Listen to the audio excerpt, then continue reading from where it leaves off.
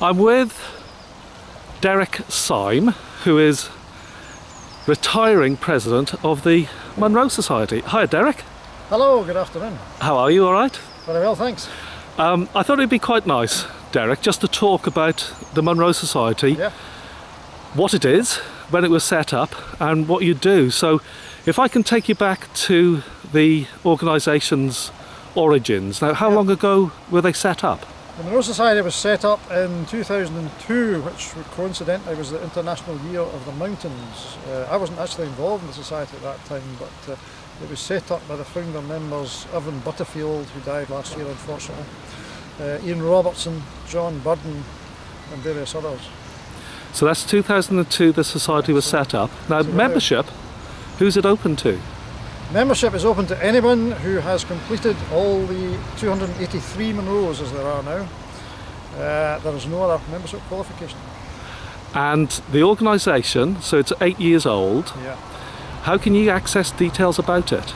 Well, the easiest way for non-members to access details would be to go to the website, which is just the myrddyn.com. But if you do it on Google, you'll soon find it. Just type in the Munro Society and it usually pops up as one of the first searches.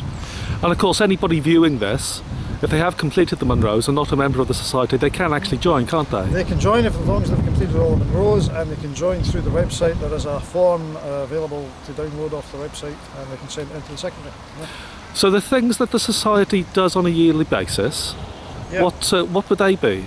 Well, we have our annual general meeting in April, and that's in fact where the office bearers are elected each year, and that is usually held in Burnham, where we are now, coincidentally. The other social event we have in the year is the annual dinner. That's normally held about the last Saturday in October.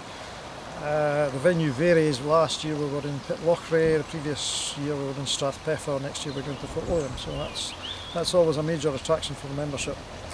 At the AGM we also have we have one or two other items on for the members after the AGM itself.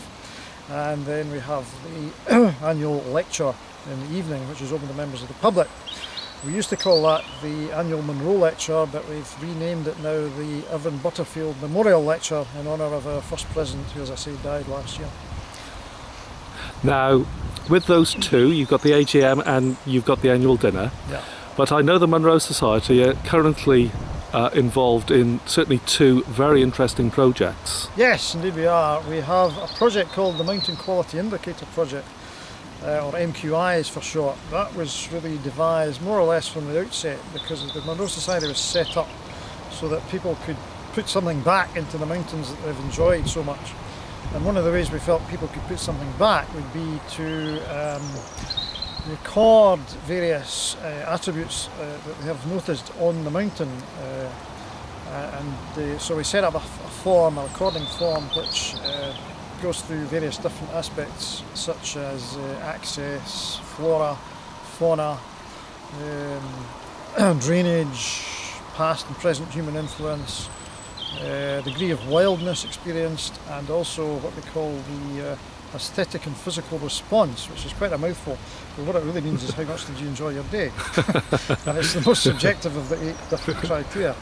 But we managed to get around all the Munros about 18 months ago, so we now have at least one report for each Munro, and our aim is to get full reports for each Munro for each season of the year, because we're not quite getting a picture, and also by as many different routes as possible. So that way we can gather together a fair old amount of data, which is also very useful in archive terms, because in 50 years' time people might be very interested to see what the Munros were like back then, because they have changed a lot over the years and they're still changing, particularly with the sort of human influence. So the Phase 1 report of that project was published last year, and copies are indeed on sale through the website.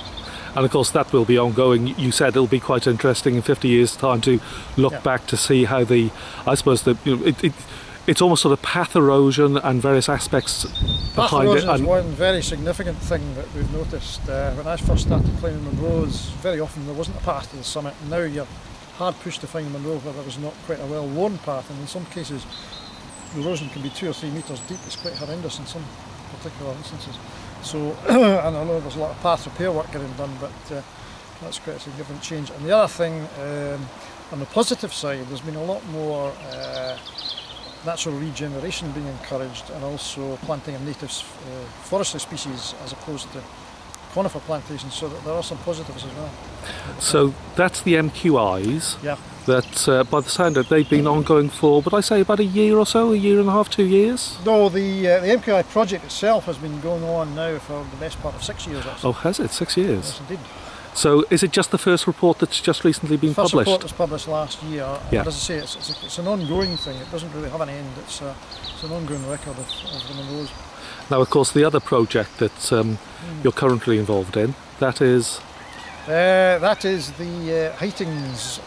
We've been doing various measurements of the heights of mountains, those that border on the 3,000 feet, i.e. Munros that are just over 3,000 feet, and the Corbetts that are just under 3,000 feet. And we've been measuring a few of these in the last 2 or 3 years. We have now measured, I think it's about 8 to date. And so far one has resulted in a change of status from Munro to Corbett, and that was Scourn and Carrican in Glen Cab, which was measured last summer. It dropped back down to about 913 and a bit metres, which put it back in the Corbett's tables where it actually came from 25 years previously, when we've done an earlier resurvey with the Ordnance Survey. But we find that the GPS is much more accurate than previous surveys, and therefore it tends to be more definitive. So to an extent, Derek, would I be correct in saying that what the Munro Society are trying to achieve, as much as possible, is a definitive listing of Munros for the absolute height? Yes, I mean, it's a lot of people wonder why we bother doing this, but Munro himself was in the process of refining his tables when he died. He was a stickler for accuracy and was very keen on making sure that we got the most accurate measurements using the best techniques available. All we feel we're doing is we are now using the current technology to improve on that. Now, of course, that's the heighting project. Yeah. So you're now giving up the mantle of president of the Munro Society. Indeed. Who is taking that role over? The role will be taken over as of next month by Glen Braden, who's our current vice president. Glen lives in Skye, and she's been a very keen hill walker for many years, and will be an excellent asset to the society, I'm sure. And the future for the Munro Society, Derek? Yes. Where can you sort of see it going? Of course, you mentioned those 2 projects that it's involved in. You've got the AGM and the annual dinner each year. If you could sort of look ahead, maybe 5-6 years' time, where would you see the Munro Society then?